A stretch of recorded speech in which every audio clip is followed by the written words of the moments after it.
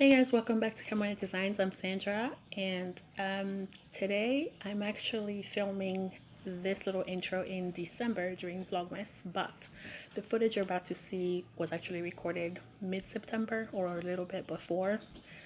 And I just never got a chance to finish editing that video and get it set up and upload it on my channel before. But it's actually just one of those chats that I was going to have on one of these Vlogmas days, so I thought it would be perfect to include it here. So hopefully you enjoy it, and I'll see you next time. Bye.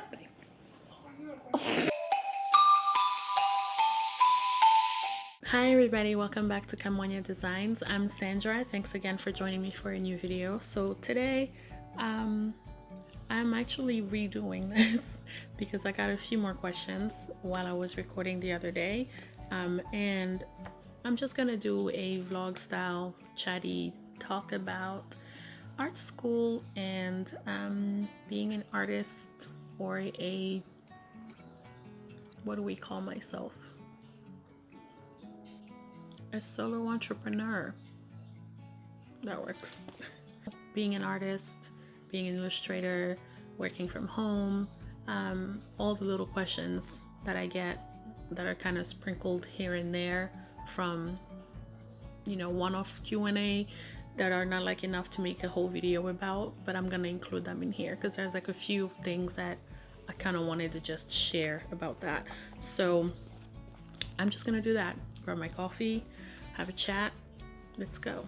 If you don't follow me on Instagram yet, I'll do questions over there, or I'll do like a poll for something that I want to either include in the video or that I want to create. And for this time, I asked if anybody had like questions about being a small business art business, or if you had a question about whether you should go to art school to be considered an artist, because I get that question quite often, which is strange, but or like whether you're just someone who draws but you don't think you're an illustrator, for example. If you don't do it as a business, right, and you just doodle, you just draw, you could just say I don't really make art for work, but I think I would still consider you an artist. They're probably, the way I look at it is a little different probably than other people, because I consider an artist just someone who creates something and shares it with others. You don't even have to share it. Like, if you create things that weren't there and then you made them and now they're there, you're an artist. So whether it's sound, video, pictures, painting, color, like whatever it is, something that you made that hadn't previously been there, you're an artist in my eyes. Most people are artists and they don't think they are, but they are. Yeah, but as far as being an illustrator goes, I know that can be a little trickier because it sounds more official, or doesn't sound right. It sounds more like a job, or more like, you know what I'm trying to say? Because I don't really know what I'm trying to say. It's still early. Hold on. Maybe I should have a sip first. Oh yeah, that's gonna help. So what I mean by that is, I used to say this, and I have friends who used to say that, and some who still say that, and new friends who have said that before, that I make drawings here and there, so I don't really consider myself an illustrator, or I don't really think I'm an illustrator because I don't have formal training, or sometimes I don't think my art is good enough yet to be considered an illustrator. And I'm gonna tell you something that another artist told me a while back, that until you call yourself an illustrator, you won't be an illustrator. Like, for yourself, you have to own up to it and accept that that's what you want to be and that's what you are, and just start calling yourself that. For the longest time, I wouldn't, like, on my LinkedIn before I stopped working, I had my office job information on there. When I stopped working and I was thinking, okay, after I stopped working and I was expecting my third, so I waited obviously after I had him, and then a few months after that to think, okay, what am I gonna do next? And just as a side note, daycare is super expensive here in the US, probably most places. So I wasn't ready to put 3 children in daycare. I would have had to just go back to work only to pay for daycare, and that just didn't make sense to me. So I thought, well, I'll stay with them. The oldest was 5 at the time, 5, so he was already in school. I would just essentially be staying home with the little two. So I thought, well, they sleep most of the time, they sleep most of the day. Good times. So I'll just get back to making art because I've missed it, and I was doing it on and off during that time, but I wasn't like officially, like I wasn't taking it seriously enough to make a job out of it. But even changing my title on something like LinkedIn to graphic designer and illustrator, that took me forever, even though I have a bachelor's degree in graphic design and illustration. What does that tell you? We are strange people, us artists. We are just like, I don't know why we like to be so hard on ourselves. And we give ourselves such a hard time. And too many of us don't think we're good enough. And it takes a while to get there mentally. Or it's, other people telling you that you're good enough. So I'm gonna say it again. I wrote a blog post about this last year when I had time. One day I'll get back to that. But comparison is the enemy of creativity. I said that before, and I say that always, because if you're comparing yourself to another artist, if it makes you feel bad about your own art, you're doing it wrong.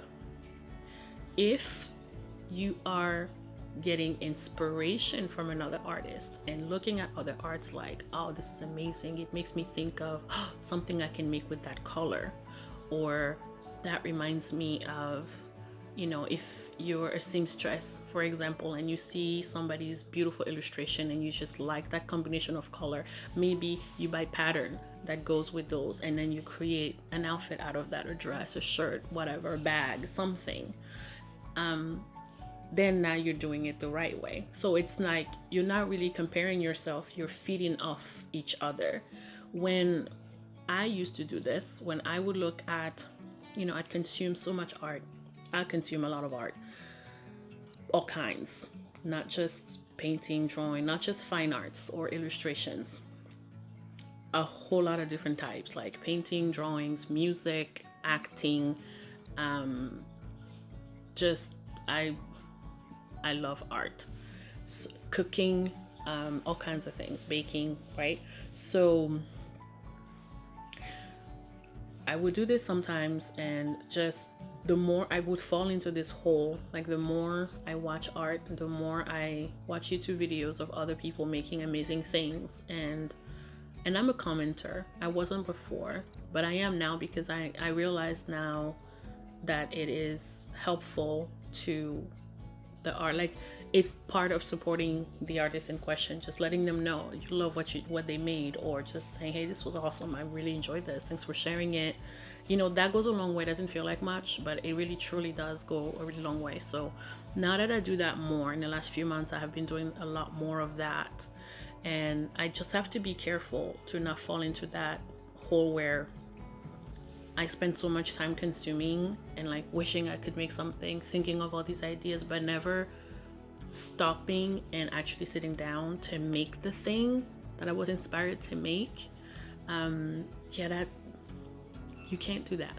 So, or I would before, probably last year, that happened a lot more to me last year than it has lately, but I would get to the point where it's like, why are you even bothering, right? Like, you see this person that makes incredible illustration, then it's just flawless and just whimsical, or whatever it is, you know, whatever you enjoy looking at, that just gives you that feeling of, oh, it's gorgeous, like you want to share it with the world. And then, like, turn around and look at what you were making and just think, why am I even wasting my time on this? I'm never gonna be like that. And no, you're not. If you keep talking like that, you're not. You can be whatever kind of artist you want to be. It only takes, I know you're gonna hate this, practice. And I hated hearing that too, but I'll tell you, I don't see it as much in my drawing and painting because I don't do it as often as I do calligraphy and hand lettering, because of the ease. Right now, my current situation, having an iPad makes it easier for me to do digital work more than traditional work, which is actually my preference, is not digital, but you wouldn't know by my feed. So I'm trying to get back to that and do more of that, because that's what I enjoy the most. Like, I like having paint on my fingers or charcoal. Most people hate that. Graphite or eraser shavings on their desk, or pastels. I know a lot of people that really don't like pastel because it gets on everything, it gets on your clothes and get away, but I love that. Okay, so for me to get better at it, or get to the level that I want to be at those medias, I have to do it more often. I have to do it every day so that I can get better at them. So I stopped being hard on myself, because I was like, well, obviously I'm not going to get better at this because I never do it. If you never practice, you're never going to improve. If you never, you know, go out every day for a walk or a run, you won't ever be able to run a marathon. Like, you can't just, I'm going to go run a marathon. Have you seen Michael Scott? Don't do that. So, you know, you have to start somewhere. But that hindrance, it starts at the head. Like, it makes you think you can't do something because someone else is doing it so well or so much better. But I guarantee that person also knows somebody who is better than them, and that person knows somebody who they think is better than them. So that's just how it goes. But so you can either look at it and say, oh, I want to be able to do that, and then work toward that goal. Like, that's fine. But when you start making yourself, you know, doubt your talent or doubt your ability to get to a certain level, then you're gonna hurt yourself. So if that is happening to you, I recommend stop watching those videos for a while. Focus on one thing. Say, what I do when I don't know what to draw or sketch, I'll grab a pen or a pencil and I'll draw an eye, like a manga style eye, cartoon eye. I'll practice a bunch of different versions of eyes. Or I'll draw my hand. Like, I'll draw my left hand on the desk, I'll move it in different directions. I'll draw my hand holding the pen that's holding, you know, I'll draw my hand holding a pen, and then on the drawing, it'll be a drawing of a hand holding a pen. It's not like one of those mirror things, just for practice. And the very first time I drew a hand, right? That was the first time. But the more I do it, now I'm not afraid of my hand when I'm drawing it here. Different when I'm drawing a character and now I have to put hands on the character, and then I just freak out and panic. But I want to be able to do that, so I need to practice to get there. So that was kind of like my long-winded way of saying, don't compare yourself to other people. Compare yourself to yourself. Compare yourself to your drawing from a year ago, from a week ago, from a month ago. Do something often enough that you have a chance to see where the first one was and where the last one is. And if truly you don't see any improvement, then take it however you want. But I honestly believe if you draw, you know, let's pick an eye again. Draw an eye for the first time, and then draw it again the next day and the next day. After 10 versions, some things will look better than on the first one. After 20, more things will look better. By 30, who knows? And now imagine if you draw every single day for a whole year. Do you really think that eye will look the same on January 1st as it will on December 31st? I don't. And you know you don't either. It's gonna look so much better. You will really know what you're doing now. It'll come to you naturally. You won't even need a reference anymore. Like, you might start by looking at your eye in a mirror and drawing it. You remember Felicity? Did anybody ever watch Felicity? That was my jam. That was my show. Sorry, side note. But you do that every single day, and eventually you don't need it anymore. You know the shapes, you know the inflections, you know the light flicks, like whatever, you know where every little line is. You just know how it looks enough now that you don't need that reference all the time. So that's the idea. So that's how I learned to draw, because that was one of also the questions. How did I learn to draw? I just wanted to draw something and I tried drawing it and it looked like crap, and I did it again and it looked still like crap, and what's going wrong here? What am I doing wrong? I look at my reference. Oh, that's what I did wrong. So I tried again. Now it looks better, but this side looks off. So do it again. That's what it is. But it's something like, if you don't enjoy making art, you'll get sick of that really quickly, because you just won't enjoy it. But you have to enjoy what you do. You have to love what you do, and you have to have enough passion for it that you want to get better, and you can't help but get better because that's all you want to do. So that is all you do. Make sense? So the other thing was, if I went to art school, and did I think I needed to? Did I always want to? So just to nip this thing in the bud, because I hear this way too much. No, you can come at me for this if you want, but I went to art school. I went to all the art schools, okay? I went to the 4-year expensive colleges. No, didn't work out. I went to the 18 months technical school thing.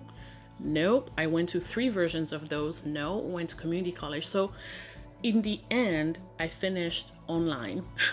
That's how I got my degree. I finished with an online school, transferred all the credits that I had to that school, took the remaining courses that I needed to finish my degree, and something that I was satisfied with, that I enjoyed doing, and that I thought I could do as a career potentially. Initially, I wanted to do it, work as a graphic designer in an office, or an illustrator like for an animation studio or something like that, or work in graphic novels. I still want to do that eventually, like later. But all the times that I went to art school, none of the stuff that I did there I'm doing today. Most of the stuff I'm not. Like, I'm not drawing models anymore. I draw sometimes. If I draw people, I'll grab a reference and draw that. I'm not doing still life studies. I'm not really drawing landscapes. But a lot of it was more fine arts. It was more geared toward fine arts. And then later on, when I switched to interior design school, I would draw floor plans and make models. And this is all still by hand. So I had to have my T-square. You had the table that raises up, the architectural table that comes with a T-square on it.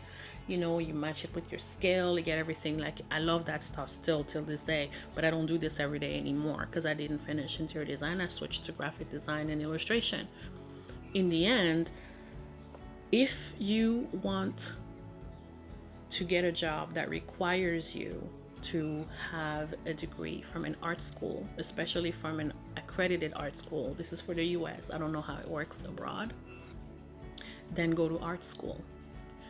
If you just want to learn how to draw, please save your money. You don't have to go to art school for that.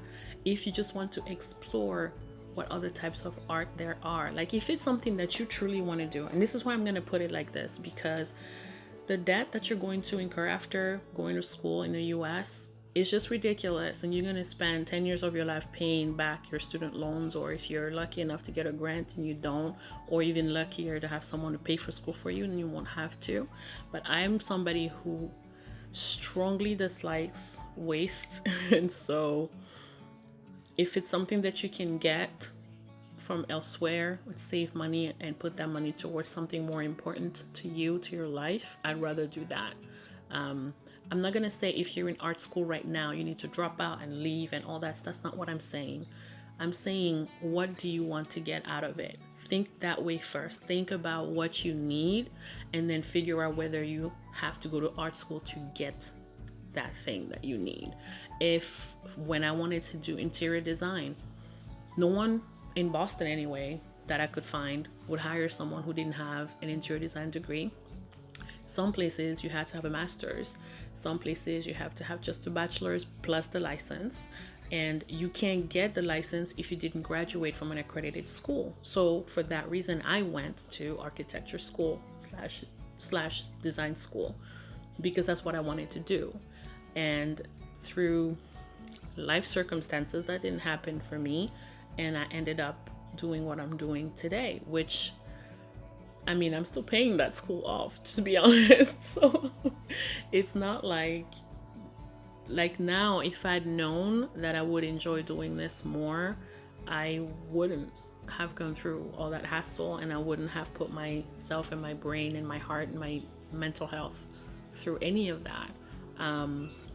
That's hindsight, which a lot of times you can't get until you've gone through something. But I don't think it's mandatory. If you want to be an artist, you can be an artist. Just decide what you want to do and start doing that. Like, I recommend starting with YouTube. Honestly, there are so many free tutorials. That's ridiculous. If you can afford something like Skillshare, which I think is $12 a month unless you pay, or $15 a month unless you pay for the whole year, then it breaks down to $10 a month for the year, so like 120 or something. If you want to do that, you can learn from actual professionals, people that are working in those fields, that are teaching newbies, beginners, intermediates, and advanced courses are available on there. And you can literally search watercolor, how to use watercolors, and you'll find a ton of classes. I know, because I have tried. And when I learned to use gouache for the first time for that painting that I shared on my channel a few weeks back, that's where I learned. I grabbed, a bunch of classes from Skillshare. I looked at different people's tutorials, and I looked at a few on YouTube as well, but I don't know if I'm gonna say I relied on the Skillshare ones more. Not necessarily, but the fact that they were structured like an actual class, I learn best that way, when I have that structure where it shows me this is what this does, this is what this is for, this is how you use this, blend it this way, mix it this way. Because on YouTube, you don't always get that chance. You don't always, not always. I'm sure there are some, but the tutorials that I found didn't always have that structured instruction style, if that makes any sense. What kind of art is my favorite? I think I mentioned that. Well, different between consumption and creation. I consume, like I said, all kinds of art. I love TV and movies. Those are probably my favorite things to just sit and imbibe. But I love watching painting videos, especially oil painting, because I've never tried oil painting. One day I will absolutely try it. It looks amazing. It just feels like it will take me days and days, because I hear that you have to wait for these layers to dry, and I'm not the most patient. I'm really not the most patient with paints. I don't want to wait. And it's not that I don't want to wait. I don't have the luxury of waiting. Watch, while I'm doing this, someone's going to wake up and I'm going to have to stop. And how long has it been going on? Oh, it's already long. But yeah, I really enjoy watching oil painting videos. I actually also kind of like watching digital art nowadays, but I like watching people who make like backgrounds. So like, I think her name is Lulu Sketches on YouTube. I haven't caught up to her videos in a while, but she's an artist who works. I found her because I was looking for digital, like when you're new at digital art, like what kind of things you should look for. And I found one of her videos, stumbled on it. And she worked on Tangled, the series for Disney, which is amazing. And when I was little, I used to want to work for Disney, and I wanted to just draw. Like, I think that's how my love of drawing kind of started. Obviously, most people, mine really was more the manga first, Disney second, but really manga first, because if you grew up in France and Belgium in the late 80s, early 90s, you know what I'm talking about. Les Chevaliers du Zodiac, the best cartoon ever made, ever. You can't watch it in anything. You have to watch it in French. That's just, trust me on that. So anyway, after I watched The Lion King for the first time as a preteen, or however young I was, I started watching, like, I didn't want the movie to end. So after, on the DVD options where you have like the making of, I would always go and watch those after and like spend more hours just watching how they create, or how did they get those lines to sit still while they were painting and drawing, like how fast you have to draw, how good you have to be at it. Like that's amazing. Like that whole process was just amazing to me.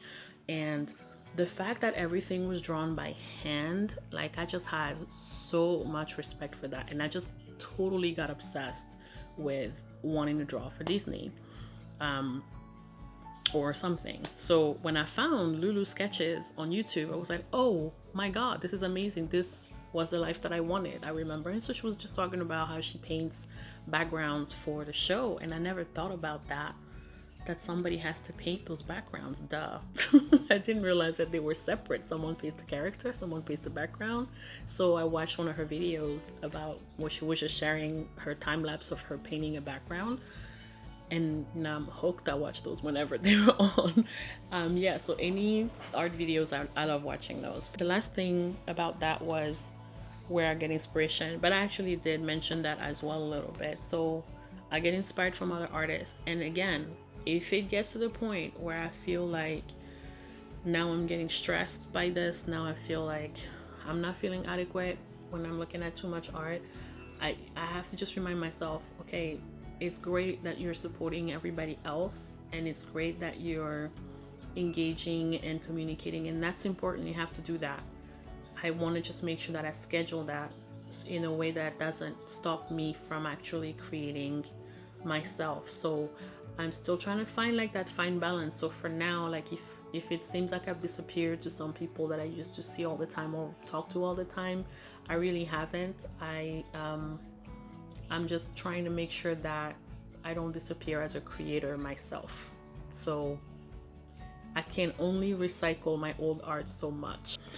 We'll get there. So yeah, thanks for hanging out with me today with your coffee or your wine if you're watching this at night. I feel like I talked a lot. I always feel like I talk a lot, but that's just how I am. If you have any questions or more questions about being an artist and becoming an artist or anything like that, it's a little different than being an art business. So maybe I'll talk about that next time. But for today, while it was quiet and really early, I thought I might have a chance to just do a quick sit down chat. If you enjoy art chats, if you have art questions, if you like art tutorials and you'd like me to make one, because some people say my voice is so soothing, then I'd love to make them for you. So make sure to click the like button. Make sure to let me know in the comments what your preferences are. And if you're not part of this family yet, please subscribe. Would love to have you back. And if you click the notification bell, then you won't miss anything else like this amazing chat video where you're just hanging out with me in my office for 30 minutes. So I will see you in my next video. Thanks for watching. Bye.